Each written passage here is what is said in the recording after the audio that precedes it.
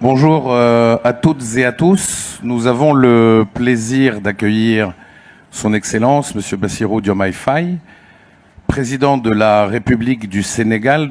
Vous êtes devenu à 44 ans le plus jeune président de la République du pays, le premier opposant aussi élu dès le premier tour. Ancien inspecteur des finances, vous incarnez avec votre formation une profonde volonté de rupture, à la fois en termes de gouvernance, mais aussi dans votre vision du développement, les relations avec les partenaires internationaux, avec en toile de fond la défense de la souveraineté du Sénégal, quels que soient les domaines, qu'il s'agisse de sécurité alimentaire, de sécurité tout court, de numérique, on va en parler. Transition toute trouvée avec le thème de cet échange dédié à la souveraineté numérique du continent et cette question un tantinet manichéenne, mirage ou révolution en marche, de la nécessaire maîtrise des infrastructures numériques à la réduction de la dépendance vis-à-vis des acteurs étrangers, en passant par la réforme à mener pour faire du numérique un véritable levier de transformation structurelle pour nos pays. Nous allons revenir sur les choix stratégiques du Sénégal et les conditions d'une émergence d'une véritable souveraineté numérique africaine, continentale, donc durable.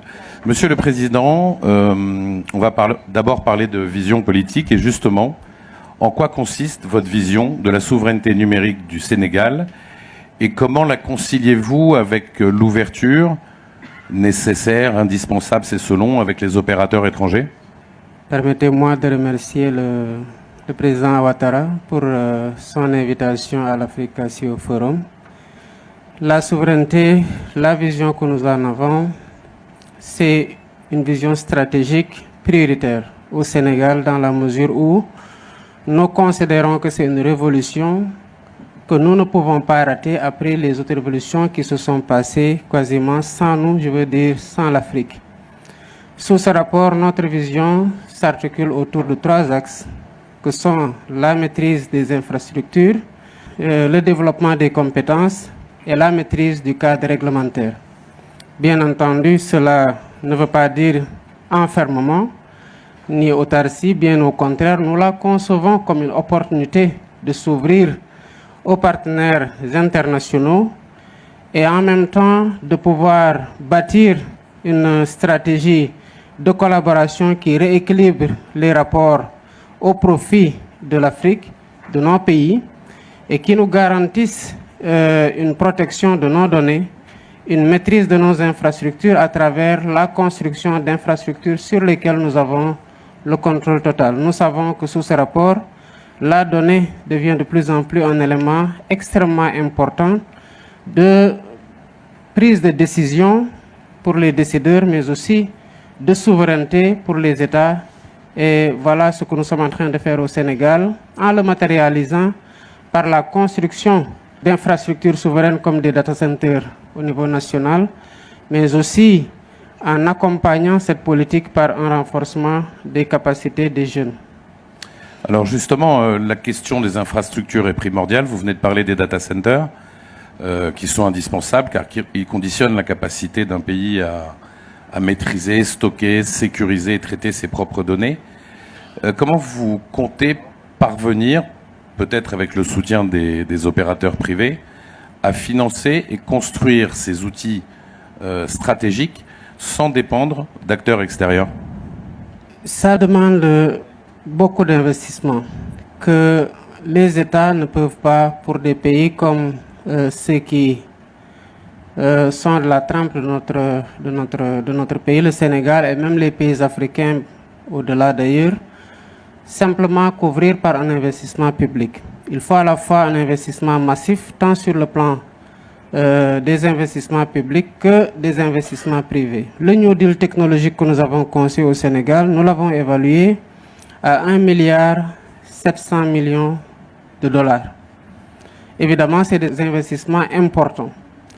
Et le partenariat que nous cherchons à nouer est un partenariat qui repose sur la collaboration avec des investisseurs internationaux dans le cadre d'un partenariat public-privé, mais aussi avec l'offre locale sur laquelle nous comptons avec les les partenaires qui sont dans le secteur et qui sont intéressés par un partenariat public-privé. Et sous ce rapport, il y a une collaboration parfaite que nous sommes en train de mener.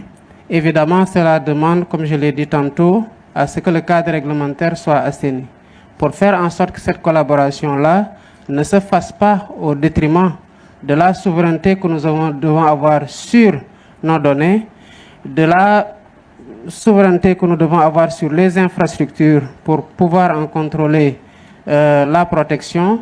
Et cela ne se fait pas évidemment au détriment d'un déséquilibre que nous devons avoir à travers un contrôle sur ces infrastructures-là, mais en même temps à travers une appropriation de ces infrastructures pour qu'on puisse véritablement les exploiter à notre profit et que les données soient stockées au niveau national.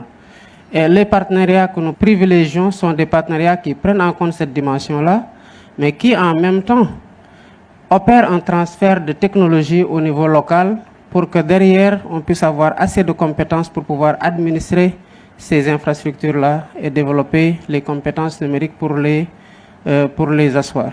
Est-ce qu'il y a un pays en Afrique ou ailleurs dans le monde qui peut servir de modèle ou qui vous sert de modèle pour le Sénégal?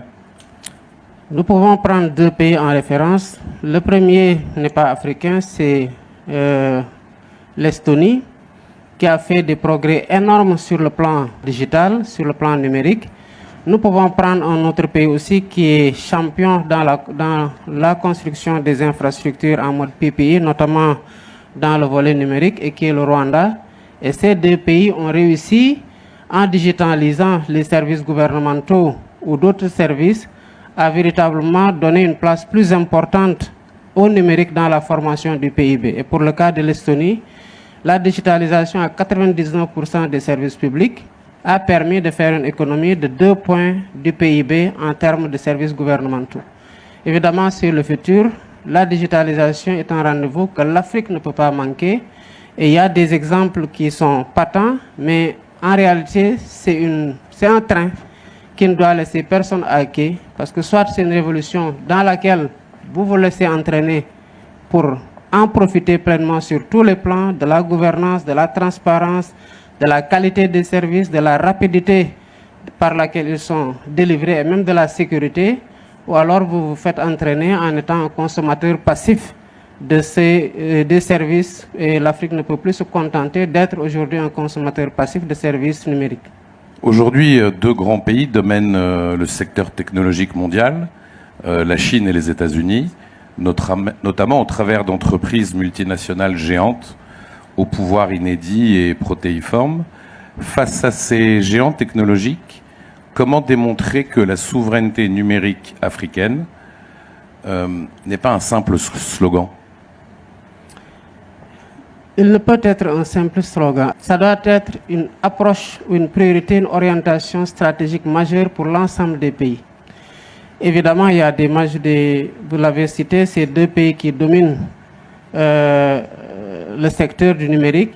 Mais en même temps, ces pays-là ne sont pas renfermés sur eux pour justement ne concevoir des outils numériques ou des services numériques que pour leur population ou pour le monde à destination de consommation uniquement. C'est aussi des pays, à travers leurs géants, qui sont capables de collaborer. Par exemple, dans la construction des data centers partout en Afrique aujourd'hui, c'est des data centers qui sont faits par ces géants-là dont vous parlez, notamment pour ce qui est du cas de la Chine, Huawei ou d'autres pays.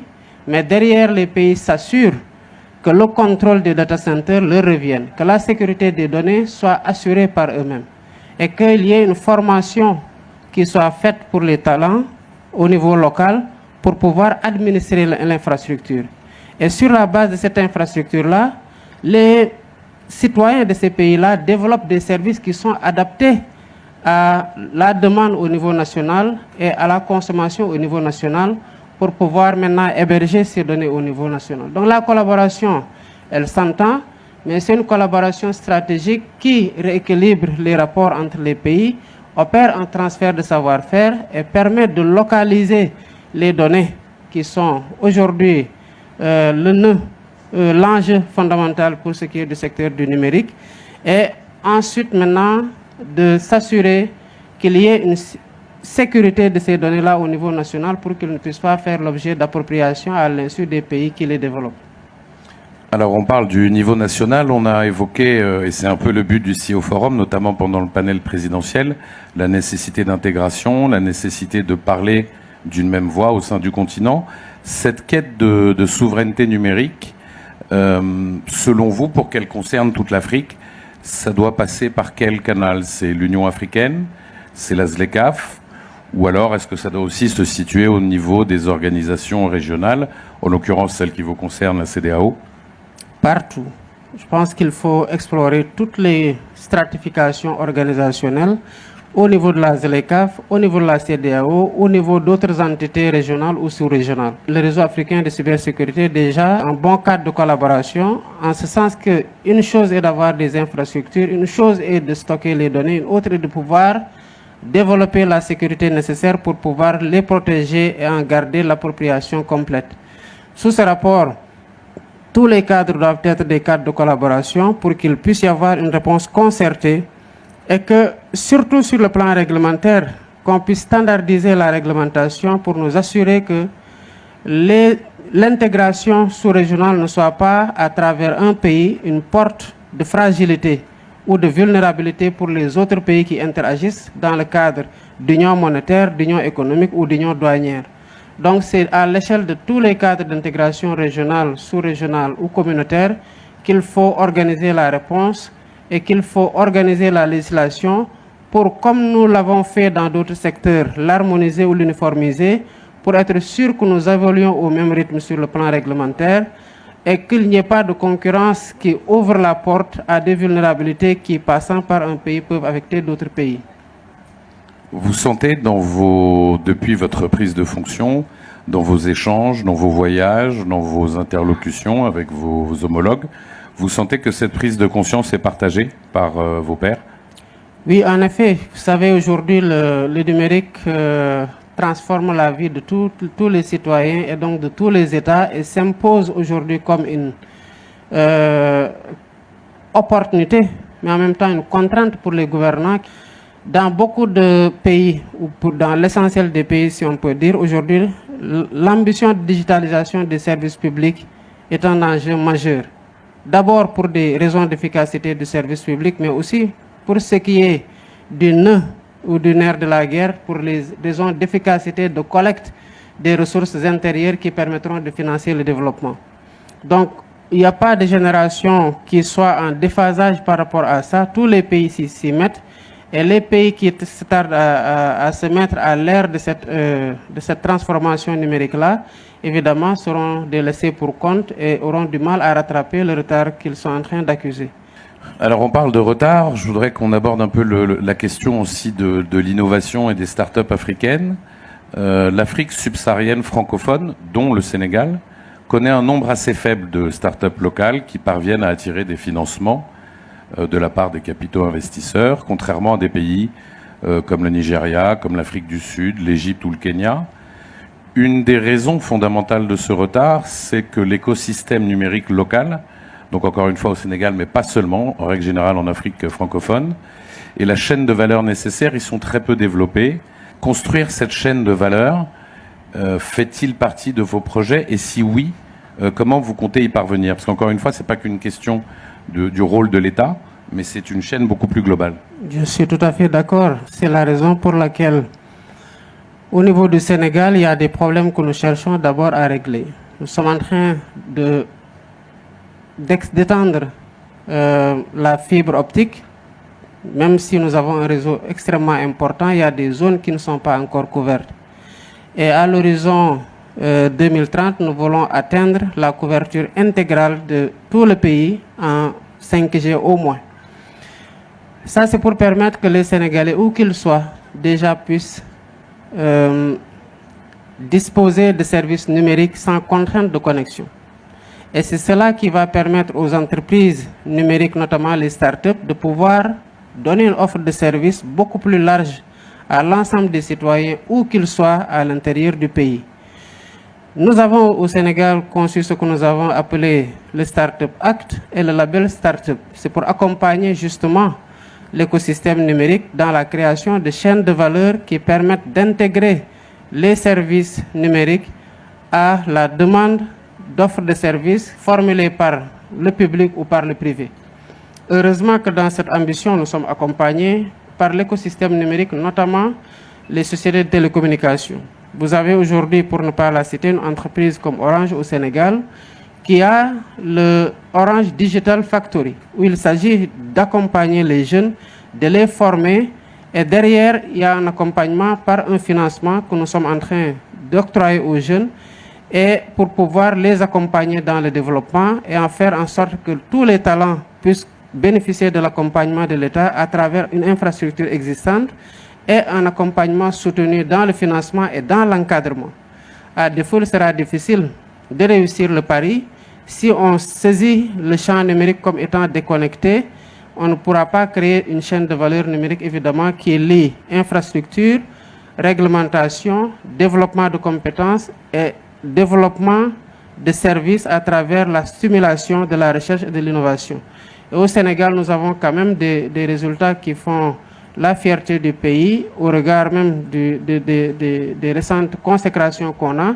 Mais aussi, c'est un secteur qui attire énormément de jeunes et qui font que ces jeunes-là sont dans une certaine compétition qui stimule la création et l'innovation dans le secteur du numérique.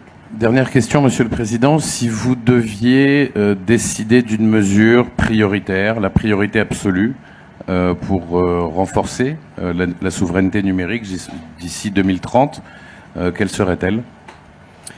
Difficile de dire que c'est une seule mesure parce qu'elle se tient en réalité. On aura beau vouloir développer le numérique, sans connectivité, on ne peut pas le faire. Il faut déjà un intrant principal qui est la connexion.